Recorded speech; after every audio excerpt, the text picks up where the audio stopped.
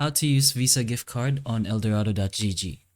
So just go ahead and choose for whatever item you're going for, as long as you go for the buy section. Then in our case, we'll be going for the items and to Roblox, I suppose. Then at this point, just go ahead to the buy section or the buy now.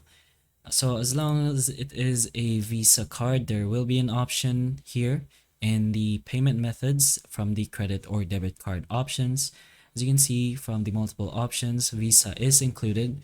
So as long as you have your gift card, just go ahead to continue to payment and put in the details of that gift card. So put in the card number, the or YY as well, so month and year, the CVV for that gift card, and the billing details.